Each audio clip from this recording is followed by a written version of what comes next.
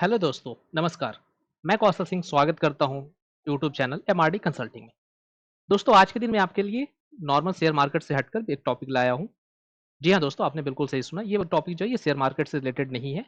आज हम बात करने जा रहे हैं लिमिटेड लायबिलिटी पार्टनरशिप के बारे में।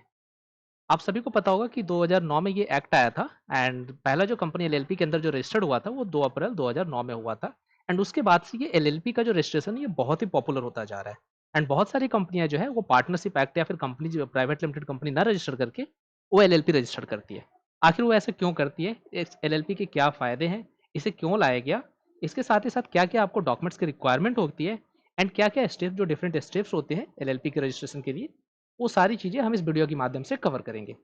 तो दोस्तों, वीडियो में आगे बढ़ने से पहले कहना चाहूँगा, अगर आपने इस चैनल को अभी तक सब्सक्राइब नहीं किया है तो इसे सब्सक्राइब जरूर करें एंड बेल आइकन को प्रेस करें, जिससे आने वाले वीडियो की नोटिफिकेशन आपको सही समय पर प्राप्त होगी। इसके साथ ही साथ दोस्तों, आप इस चैनल को अपने दोस्तों के साथ भी शेयर करें, जिससे उन्हें भी ये इन्फॉर्मेशन पता चल सके और उन तक भी ये इन्फॉर्मेशन पहुंच सके। आइए दोस्तों, चलते हैं वीडियो की तरफ। तो जैसा कि मैंने आपको कहा कि एलएलपी एक्ट के बारे में हम बात करने जा रहे हैं। सॉरी, एलएलपी एक्ट के बारे में नहीं, एलएलपी के बारे में बात करने जा रहे हैं जनरली। तो एलएलपी क्या जो पहला था 2009 में इंट्रोड्यूस हुआ था, और ये जो ये एलएलपी का एक डिफाइंड डेफिनेशन है जो एलएलपी के द्वारा जो एक्ट दिया गया है।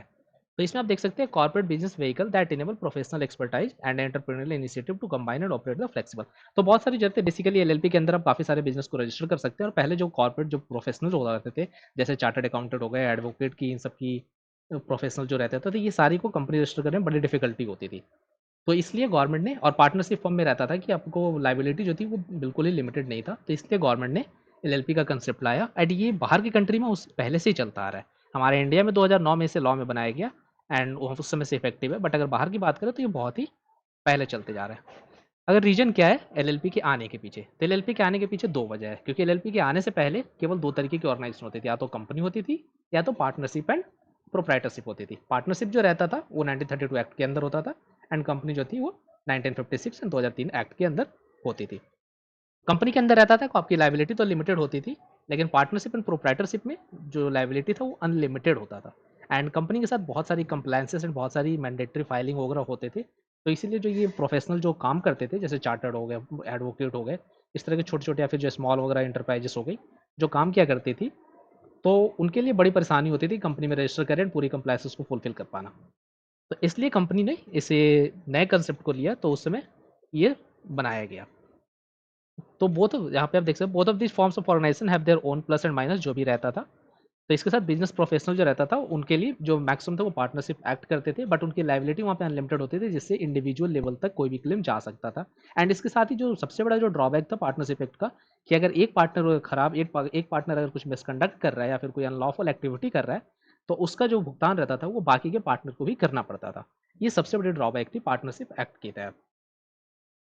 तो जिसकी वजह से ये रिक्वायरमेंट हुई, तो ये एक हाइब्रिड मॉडल, बेसिकली दोनों का कॉम्बो आप कह सकते हैं, partnership act plus companies act. यानी पार्टनरशिप तो रहेगा आपका, एलएलपी आ रहा है तो लिमिटेड लाइबिलिटी पार्टनरशिप आपको लास्ट में हो रही है, बट जो जो लाइबिलिटी जो है वो बिल्कुल ही लिमिट कर दी है, यानी वो कंपनी एक्ट से उठा लिया गया, एंड जो पार्टनरशिप करा पार्टनरशिप एक्ट से उठा लिए। यानी पार्टनरशिप तो फॉर्म होगा, बट इसमें जो पार्टनर की लाइबिलिटी रहेगी वो एक लिमिटेड रहेगी, और जो भी एज पर एग्रीमेंट होगा वो डिसाइड की जाएगी। इसके साथ ही साथ जो एक पार्टनर पार्टनर का जो मिसकंडक्ट है वो दूसरे पार्टनर को भुगतना नहीं पड़ेगा, जो कि पहले के केसेस में होते थे। तो इस तरीके से सर्विस सेक्टर में बहुत ही एक अच्छा खासा ग्रोथ लाने के लिए गवर्नमेंट ने ये डिसीजन लिया था। आगे चलते हैं दोस्तों, तो आप देख सकते हैं एलएलपी की क्या विशेषताएं होती है। तो एलएलपी की जो रहता है, एलएलपी एक सेपरेट एंटिटी होता है रेदर देन पार्टनरशिप से। यानी पार्टनरशिप पे रहता था तो इंडिविजुअल पार्टनर पे लायबिलिटी होता था, बट एलएलपी जो रहता है बिल्कुल ही सेपरेट एंटिटी, जैसे कंपनी जो काम करती है उस तरीके से काम करती है। इसके साथ ही पार्टनरशिप जो एक्ट था उसमें कुछ लिमिटेशन था आपके पार्टनर का। तो मैक्सिमम आप 20 पार्टनर से ज़्यादा आप नहीं रख सकते थे। लेकिन जो एलएलपी है इसमें आप मिनिमम 2, बट मैक्सिमम की कोई लिमिट नहीं। आप चाहो तो 500 partner, 1000 partner, 10 partner, what ever जो भी आपके पार्टनर्स हो आप रख सकते हो। तो इसमें मैक्सिमम नंबर ऑफ जो पार्टनर्स है वो लिमिटेड नहीं है। इसके साथ ही जो तीसरी बेनिफिट है, इसमें मिनिमम कैपिटल की रिक्वायरमेंट नहीं होती, जो कि आपको कंपनी के केसेस में मिनिमम कैपिटल के रिक्वायरमेंट होते हैं, लेकिन यहाँ पे आपको मिनिमम कैपिटल की कोई रिक्वायरमेंट नहीं है। एंड इसके साथ ही साथ अगर बात करें, तो ये जो एलएलपी एक्ट है ये रेस्ट्रिक्शन नहीं है कि केवल आप सर्टेन प्रोफेशनल ही कर सकते हैं। एलएलपी चाहे तो कोई भी कंपनी कर सकता है, तो 10 का एसोसिएशन मिलकर के कर सकता है, तो किसी भी प्रोफेशनल के लिए लिमिटेशन नहीं है।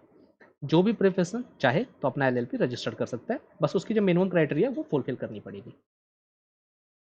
अगर आगे की बात करें दोस्तों, तो बेनिफिट क्या है एलएलपी बनाने की। तो एलएलपी का सबसे बड़ा बेनिफिट है जो मैंने आपको बताया, कि liability of each partner is limited to his share written as in the agreement, यानी जो एग्रीमेंट बनता है एलएलपी की, जो ड्राफ्ट एग्रीमेंट होती है इनकॉर्पोरेशन के समय, उसमें जो जितना लायबिलिटी लिखा रहेगा वही लायबिलिटी लिमिटेड होगा। जबकि पार्टनरशिप फर्म में ऐसा नहीं होता था। पार्टनरशिप फर्म में जो लायबिलिटी रहती थी पर्सनल एसेट्स तक चला जाता था पार्टनर की, जो भी पार्टनर होते थे किसी भी फर्म का।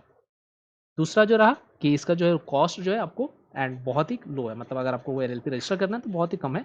इसके साथ ही साथ ईजी टू फॉर्म है, मतलब अब बहुत सारे कम कंप्लायंसेस है जिसकी वजह से, मतलब बिना बहुत सारे कंप्लायंसेस जो कंपनी केसेस में होती है वो इसमें नहीं होती है, तो आप इजीली इसे रजिस्टर करवा सकते हैं।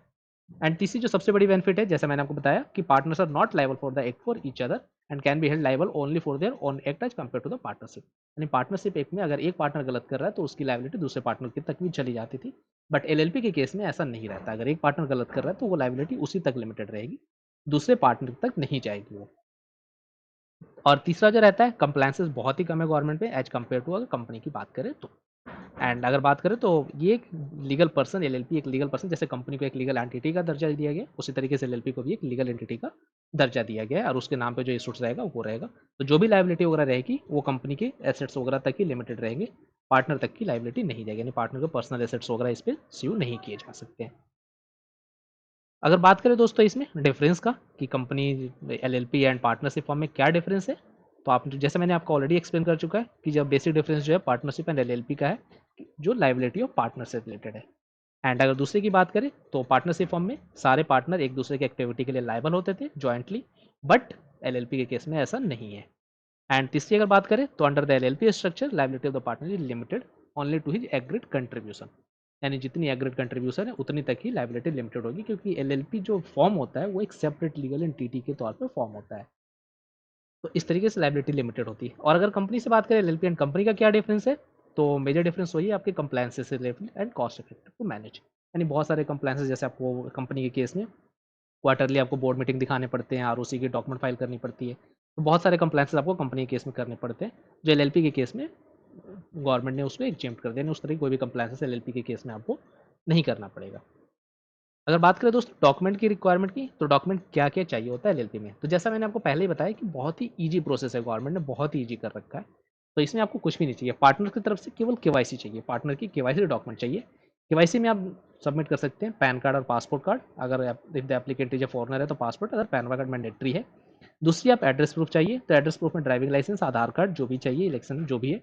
एंड उस एड्रेस प्रूफ में आप करेंटली रेसिडेंट कर रहे हो तो उसके सपोर्ट में आपको 3 मंथ का ओल्ड बैंक स्टेटमेंट या फिर टेलीफोन बिल आपको देना पड़ता है। टेलीफोन बिल जो रहता है वो लेस देन 3 मंथ होनी चाहिए, तो ये आपको देना पड़ता है। दूसरी अगर ऑफिस प्रूफ आपको दिखानी पड़ती है, तो ऑफिस प्रूफ में आपको लीज डीड वगैरह की जरूरत नहीं पड़ती है फिलहाल के केस में। जो सबसे पहला रहता है कि एनओसी चाहिए, जिस प्लेस पे आप अपना रजिस्टर्ड ऑफिस दिखाना चाहते हैं उसकी ओनर से एक एनओसी डॉक्यूमेंट आपको ला करके देना पड़ता है, एक एनओसी फॉर्म रहता है वो साइन करवा के देना पड़ता है कि ओनर को कोई इशू नहीं है अगर आप उस एड्रेस पे बिजनेस रजिस्टर्ड कर रहे हैं, एलएलपी फॉर्म कर रहे हैं। उसके साथ ही अगर उसको सपोर्ट में, एनओसी की सपोर्ट में आपको एक और डॉक्यूमेंट देना पड़ता है, जो यूटिलिटी बिल होता है या फिर गैस इलेक्ट्रिसिटी कनेक्शन, जो कि ओनर के नाम पर ही होना चाहिए। वो बेसिकली ये दर्शाता है कि एनओसी वो जो अभी भी प्रॉपर्टी है बिलोंग्स टू जो पर्सन एनओसी दे रहा है, जो लैंडलॉर्ड है उससे अभी भी बिलोंग्स करता है। तो इसलिए इस केस में आपको एक, जो कि 2 महीने से पुराना नहीं होना चाहिए, ये डॉक्यूमेंट आपको एक देनी पड़ती है। वहीं अगर एलएलपी डॉक्यूमेंट की बात करें तो एलएलपी के डॉक्यूमेंट में आपको चाहिए होता है एक एग्रीमेंट बनता है, सब्सक्राइबर सीट होता है जिसमें आपको डिफाइन किया रहेगा कि किस पार्टनर का कितना परसेंट हिस्सेदारी होगी। उसके साथ कंसेंट फॉर्म रहेगा हर पार्टनर का कि वो उसमें पार्टनरशिप लेने के लिए अपना कंसेंट देगा कि वो पार्टनरशिप में पार्टिसिपेट करना चाहता है। एंड तीसरा जो रहेगा एलएलपी का एग्रीमेंट, जो कि कंपनी के इनकॉर्पोरेशन के विद इन अ मंथ आपको एमसीए की वेबसाइट पर फाइल करनी पड़ती है। अगर बात करें दोस्तों तो ये जैसे ये एक फॉर्मेट है जो consent to act as a designated partner, तो अगर आप पार्टनरशिप में एज ए पार्टनर अगर आप ज्वाइन होना चाहते हैं तो इस तरह ये फॉर्म आपको फिल करके देना पड़ता है इनकॉर्पोरेशन के समय। एंड इसके साथ ही अगर दोस्तों बात करें तो दूसरा जो है डॉक्यूमेंट वो है सब्सक्राइबर सीट। ये सब्सक्राइबर सीट का फॉर्मेट है जिस पे आपको सबमिट करनी पड़ती है आपके इस पार्टनर की डिटेल्स वगैरह। आगे चलते दोस्तों, स्टेप टू रजिस्टर्ड एलएलपी बहुत ही आसान है दोस्तों, इतनी आसान है ना कि मैं आपको क्या बताऊं। आप चाहे तो इसे खुद से रजिस्टर कर सकते हैं, अगर आपके पास सारी डॉक्यूमेंट्स या एंड चीज़ें हैं तो आप इसे इजीली रजिस्टर कर सकते हैं। इस पर आपको किसी भी कंसल्टेंट या किसी की जरूरत नहीं होती। बस हाँ, बशर्ते एक कंडीशन रहता है कि इस पर आपको एडवोकेट, आई चार्टर्ड अकाउंटेंट या फिर आईसीएमआई, तो ये कुछ जो है उन प्रोफेशनल का आपको सिग्नेचर चाहिए होता है सब्सक्राइबर सीट पे। एंड साथ साथ आपको जो फॉर्म फिल करोगे रजिस्ट्रेशन के लिए इनकॉर्पोरेशन के लिए उस फॉर्म पे। तो अगर बात करें दोस्तों, सबसे पहला स्टेप है आपको जो भी पार्टनर उसमें बनना चाहते हैं उनका डीन होना चाहिए।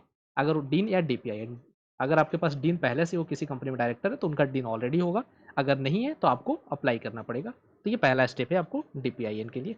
दूसरा है डीन अप्लाई जैसे ही हो जाता है फिर आप उनकी डीएससी को, आप उनके किसी भी एक पार्टनर का, कोई जरूरी नहीं है सारे पार्टनर की, किसी भी एक पार्टनर का आप डीएससी परचेस करें मार्केट से। तीसरे स्टेप में आपको जो डीएससी जिस पार्टनर का परचेस करेंगे उस डीएससी को आपको एमसीए की साइट पे रजिस्टर करना है।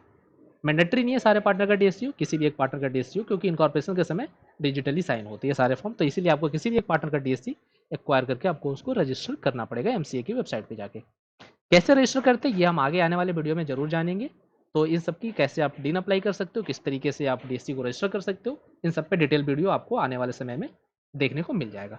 चौथे स्टेप में दोस्तों आपको अगर खुद से रजिस्टर करना है तो आपको एमसीए की वेबसाइट पे जा करके रजिस्ट्रेशन करना पड़ेगा, एज ए यूजर रजिस्ट्रेशन आपको करनी पड़ेगी, तभी आप जो एलएलपी का फॉर्म है वो सबमिट कर पाओगे। अगर आप किसी प्रोफेशनल से करवाते हो तो इसकी कोई रिक्वायरमेंट नहीं होती है।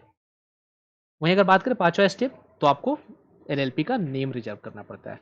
इसके बारे में हम डिटेल वीडियो में जानेंगे कि एलएलपी का आप नेम कैसे चेक कर सकते हो, उस तरीके की एलएलपी एग्जिस्ट करती है या नहीं, और आप किस तरीके से रिजर्व कर सकते हो नेम को, ये आने वाले वीडियो में मैं आपको बताऊंगा। एंड अगर छठा स्टेप है इनकॉर्पोरेट है एलएलपी।